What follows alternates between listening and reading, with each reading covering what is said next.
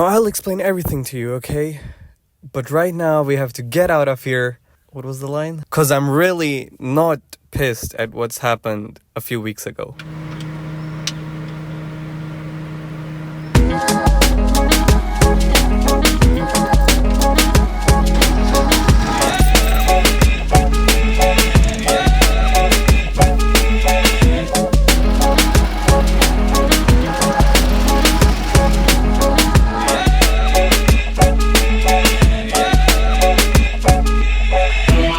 Actually, I'm just kidding.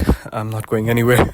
I don't know why I did that in my last video. I'm just trying to copy it. Today, I'm gonna answer why I dropped out of METU. And I'm gonna explain a whole lot of stuff. Like, why did I enroll in METU? Why did I choose business? How were my studies at METU? What was I doing if I wasn't studying? When did I drop out? Why did I choose to drop out? And what will I do now? And will I ever enroll again? The point of this video is, it's a copy of my first semester's end, when I made a video like I failed my first semester, and this is gonna be I dropped out of odtü. And I think it's shocking for a lot of people because odtü is like one of the best universities in Turkey. This is not meant to be a demotivation for those who are still studying, and this is not meant to be a guide for those who think they should also drop out. I had very unique circumstances, as I'm gonna explain. Okay, so everything is gonna be on this Harry Potter fluffy whatever that monster book was. I'm gonna just read off the questions from here. So why did I enroll in METU? The answer to this is very, very simple and straightforward. I wanted to become an international student. I think I explained it in my odtü experience so far video. And at that time, it didn't cost $3,000 a year. It cost like maybe $400, $300. It was really cheap. So it was the cheapest option available. Turkey was still relatively expensive at that time, but the university itself, this was the cheapest one if you could get into it. And yes, this is one of the things that I never really told anybody in the start because I thought like, what if it failed? I mean, I did believe in myself, but not like maybe half, maybe 50%. So even when I went to METU, I always told my parents that METU is going to be a letter for me. I always called it a letter. Sometimes my parents used to get annoyed, but that was what I saw METU as. And the idea was that basically in METU, I wanted exposure that I thought I never had because I was from like a really small town. I didn't really know a lot about the world. And I thought that I didn't really know a lot about myself. So I wanted to discover that part. And lastly, I wanted to build a career. And if that meant killing my university, I was mentally ready even from the beginning to do that. By career, I didn't mean making money. So it wasn't that I would become like an Uber driver and I would drop out because it's bringing in money. So that wasn't the point. All right, second one, why did I choose business? So if I hated business so much, why did I choose it in the first place? So it might sound funny, but I actually wanted to get into architecture or industrial design. And I applied for both of them. And then I put business as my first option because I thought business would be really easy. I thought business was the easiest non-technical subject. Okay, so my reasoning was very stupid, but let me tell you what happened. So my first choice was going to be architecture, second choice industrial design, and business was going to be my third choice. But then I thought that if I want to grow myself, I would have to have more time. And I knew even at that time that architecture was one of the most intense degrees at METU. So I put business as my first choice and architecture as second and industrial design as third. And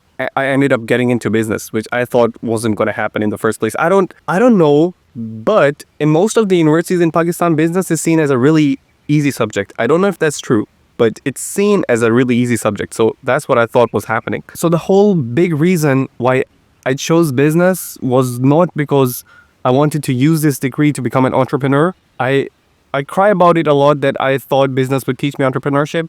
I kind of knew it wouldn't, but the main reason I chose business was because I thought it would give me enough time to focus on something else, which it kind of did and it kind of didn't. So that was the reason, because I thought I could graduate from business and at the same time build something on the side. All right, third one. How were my studies at METU? So yeah, that's where everything changes. Let me tell you something, a little story. So I used to go to a school called APS, Army Public School. That was the hardest studies I'd ever done in my life. My whole life was dedicated to academia. I was just studying, no sports, nothing. And that's how I got like really good grades. But I thought when I graduated from that school that this is it. Like, I would never ever come to this level ever again if I wanted to excel as much. And that was true up until A levels, because I didn't put as much work as I did in my high school, and I still got like A stars and an A. But I was wrong. METU was on the same level, if not harder, as that high school. Which I know it might sound funny, like how can METU be as hard as a high school, or how can a high school be as hard as METU? But basically the thing is, when you go into university, most of the people, their mindset shifts in a way that they want to focus on a lot of things. In school, you're not focused on your career, you're not focused on relationships, you're not focused on independence, or you're not focused on earning anything. So a lot of these things, they don't exist in high school. That's why it's relatively easier to beat that. But if you take that same level of difficulty to university, it gets harder because you're focused on so many things at the same time. Of course, if you drop everything, you become a nerd, you can excel. And a lot of people that around me, I saw them excel just because they dropped everything. But that's not how it should be at university. That's how I think personally. So business itself was also a really difficult major, and the main reason why it was difficult was because we had catalog grading in every single subject, which I think was the most unfair thing. I disagree with a lot of things that happened with me in METU, and this was the main one. My dad is passing.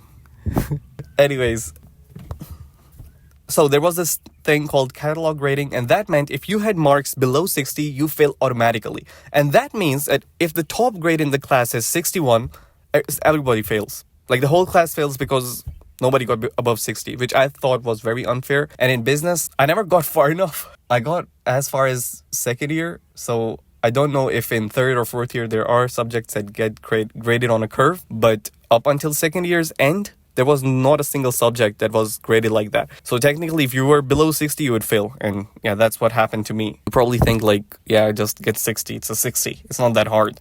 Well, in METU, it is that hard, unless you study a lot. And by the way, I just want to say one very important thing. Maybe METU is not that difficult. Maybe I was just focused on other things so much that taking out even that few hours from my time seemed difficult, and focusing on those things seemed difficult. So maybe METU wasn't that hard.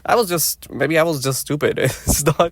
It's not rocket science, so it can go either way. But a lot of people say that METU is hard, so I do believe that it takes two to tango. Like, the difficulty of METU also had a role to play in this whole thing. Alrighty, so like I said, I was focused on other things. So what was I doing if I wasn't studying? Oh my god. Alright, so first thing, video editing. I was spending a lot of time on videos. I was spending a lot of time on this stupid channel too, by the way. But that was just when I first came to odtü. I first worked with Ankara foreigners. If you live in Ankara, you probably know them. We wanted to take Ankara foreigners into like a direction where it would become a community for people of Ankara.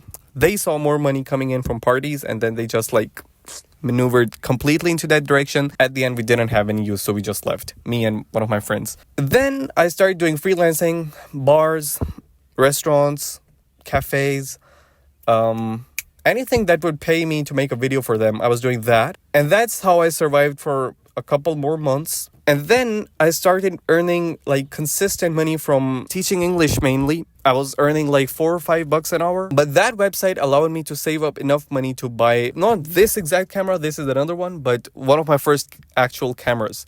So after that, I got an internship at a VR company. And after that, we just like someone from that VR company, we worked together, we co-founded another company. And in 2023, I stopped going to classes completely. Like, since 2023, I have not even seen, maybe I've seen it a couple times, but like, I didn't even step into the business building. So it's been a long while since I ever actually took a class in METU. Even when I'm making this video, like, I'm dropping out. Technically, I had dropped out since winter of 2023. And ever since 2024, I barely even left my dorm. I was just going to like my office. We had made up like a home office. This was my occupation. A lot of people at this time, they were sometimes surprised. They were like, wait, are you still here?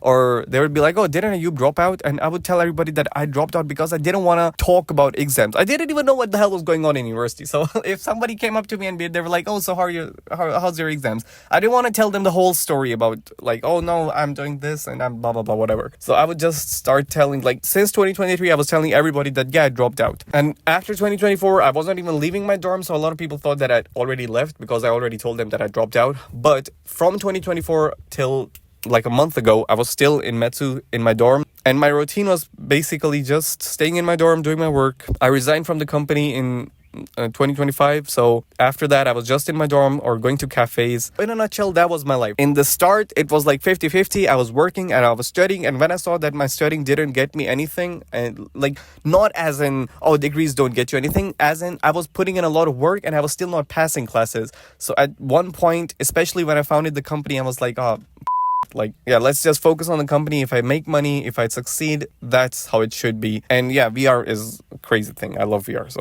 that's another point. When did I drop out? Like I said, technically in 2023, I stopped going to classes.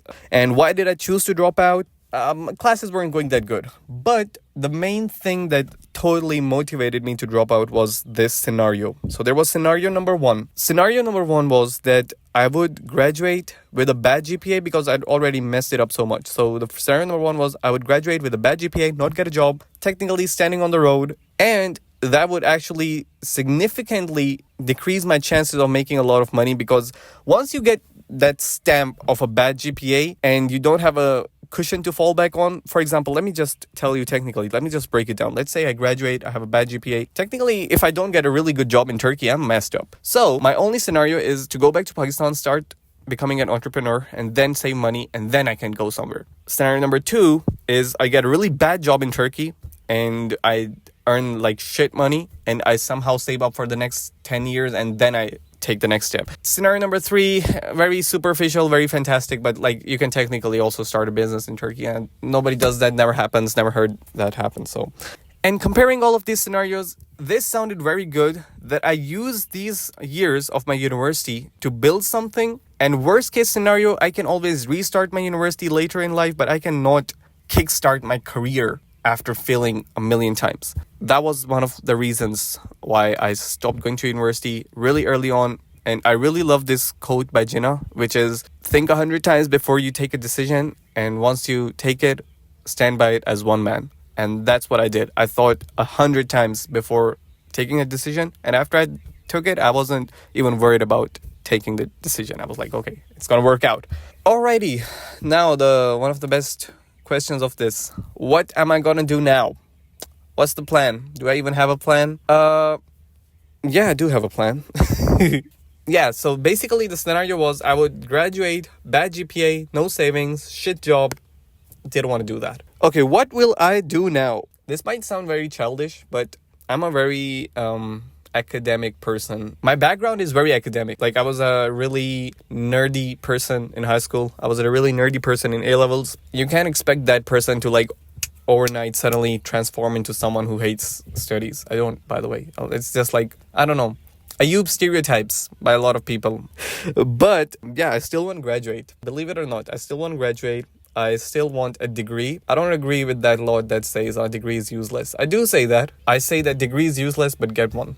If you can afford it. I see a lot of people who can't afford education, yet they choose to do that instead of setting themselves up, basically. Yeah, I still hold education in high regard, and I will probably start another business. There are some things that I think I missed out in my first one. You don't really learn if you don't experiment, so I don't know what field of business I'm gonna be in. Whatever I do, I will make sure that I can scale it, because that was the biggest problem or the biggest mistake I made in my first business. It wasn't scalable. So, last question. What will I do now? I will probably enroll again somewhere, some place in some country. And why will I enroll again is because, yeah, I want a degree. As simple as that. I want a degree. I want a coherent life, if that makes sense. I want a degree that helps me and that I go to and don't feel like I'm not getting anything. Because in business, there were a lot of days when I would go to class and they would be talking about something that I didn't give a shit about so much that I would be like, why am I even sitting in this class? Yeah, I don't want to feel like that. So that's why I'm choosing something that's going to help me. I'm choosing something that I need to have. I'm going to enroll again. Fair, you have to follow me on Instagram or wherever you follow my life. But yeah, I'm not going to reveal it in this video. But yeah, that's it. And to end this, I want to do something that one of my very loyal viewers, initial viewers, and one one of my best friends in odtü was keeping like he would keep nagging me about it, and that is the shotgun burger at OPTV. So there's a place in our town. Wait, what's the exact line? So there's this place in my town called One Potato, Two Potatoes. I don't know why the hell they called it that, but they have this really cool burger called the shotgun burger, and we're gonna try it.